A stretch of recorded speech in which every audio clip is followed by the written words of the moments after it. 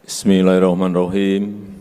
Assalamualaikum warahmatullahi wabarakatuh. Semuanya, Shalom, Om Swastiastu, Namo Buddhaya, Salam Kebajikan.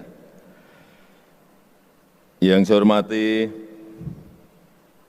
Menteri Kesehatan, Pak Menteri Sekretaris Kabinet, Pak Menpan RB, yang saya hormati pimpinan Komisi 9 DPR RI yang hadir,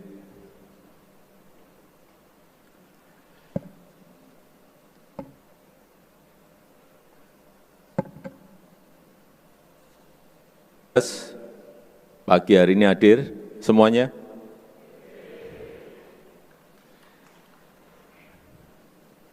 Yang mana?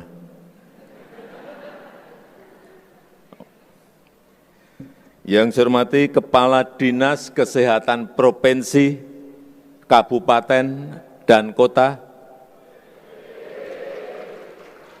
Angkat tangan. Banyak. Yang saya hormati seluruh direktur rumah sakit daerah, enggak saya tanya udah hadir.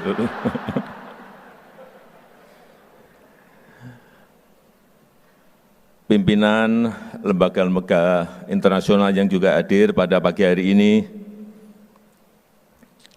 para peserta Rakernas Kesehatan Nasional, hadirin dan undangan yang berbahagia. Saya sudah sering menyampaikan dan bolak-balik saya sampaikan terus bahwa negara kita maju. Diprediksi dengan hitung-hitungan, diprediksi dengan kalkulasi-kalkulasi baik GDP, baik income per kapitanya, dihitung. Peluangnya besar kita akan menjadi negara maju. Oleh sebab itu, 15-20 tahun ke depan ini menjadi sebuah periode yang krusial.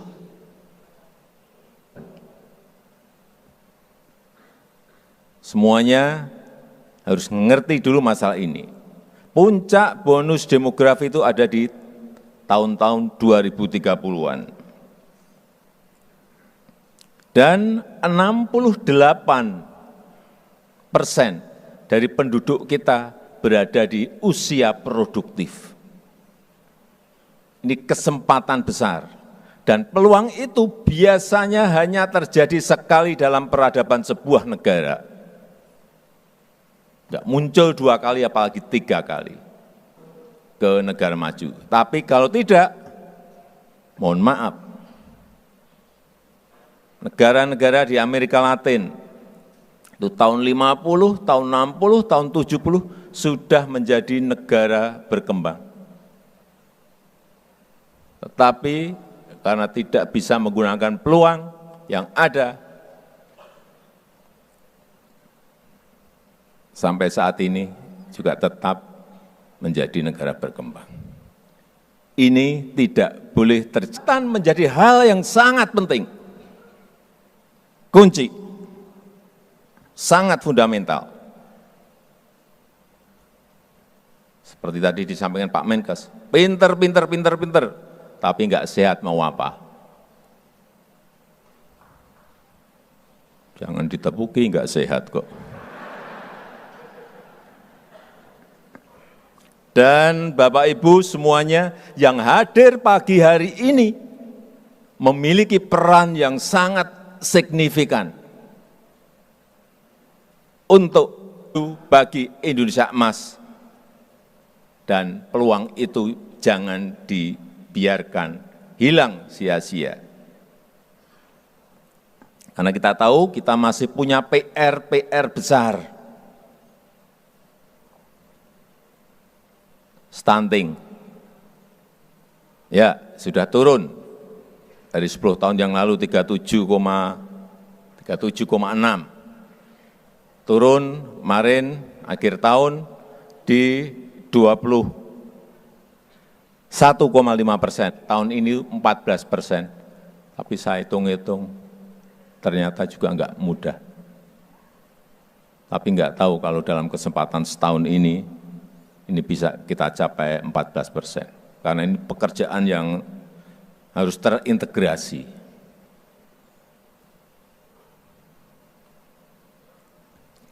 Dan juga selain stunting, yaitu kematian akibat sampai 330-an ribu kematian per tahun akibat stroke.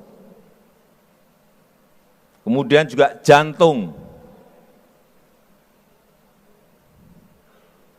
kira-kira 300.000 kematian akibat penyakit jantung di negara kita, nomor 2. Dan yang ketiga, kanker.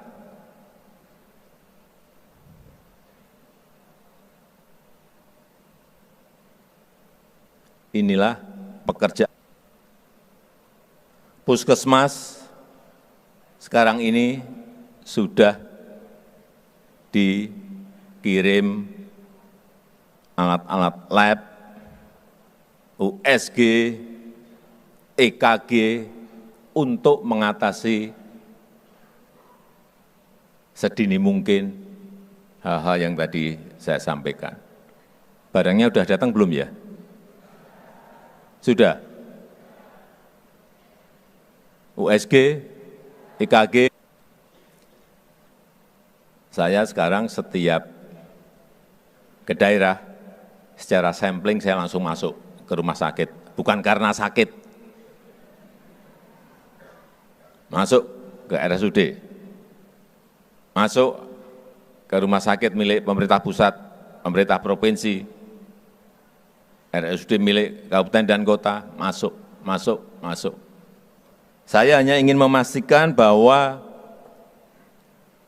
ada kesiapan dari rumah sakit daerah, rumah sakit yang ada di daerah, program, cath lab, beberapa yang saya masuk, barangnya sudah ada di sana.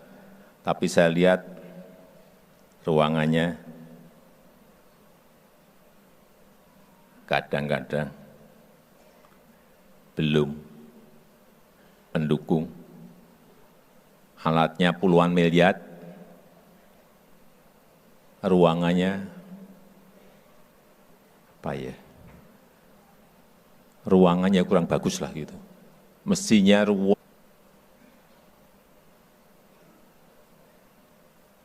Pak Menteri mungkin diberi contoh 1 atau 2 ruangan yang benar itu seperti apa sih. Nanti direktur rumah sakit ngelihat, oh ternyata yang benar seperti ini, yang bagus seperti ini.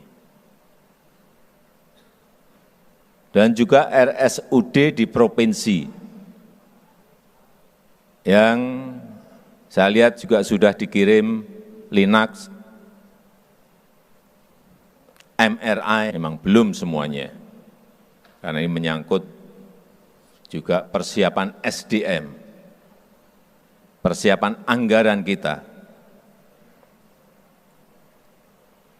Saya kemarin masuk ke rumah sakit daerah di Kalimantan Barat, Provinsi Kalimantan Barat,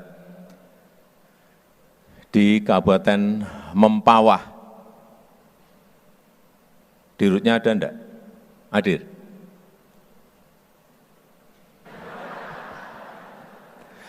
Saya ini mau muji, rumah sakitnya bagus, dibangun dengan tata ruang yang baik.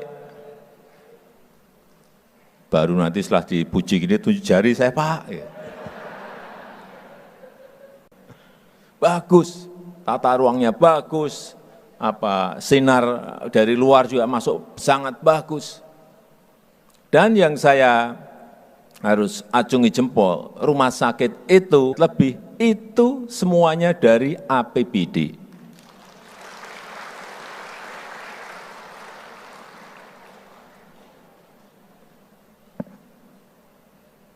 Rumah sakitnya kalau enggak keliru, rumah sakit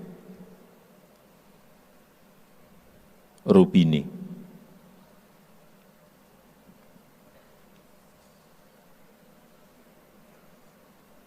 Memang problem terbesar kita adalah dokter yang kurang, dokter spesialis yang kurang. Dokter kita masih 0,47, 0,47. Rankingnya 147 dunia.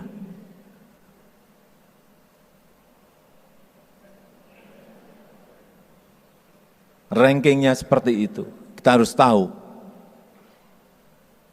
Ini yang akan kita kejar.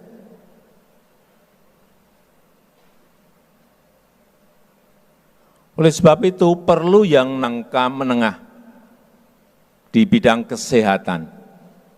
Pada pagi hari akan itu dan menghasilkan apa akan signifikan. Kita harus memperkuat industri kesehatan dalam negeri. Ini bolak-balik saya sampaikan.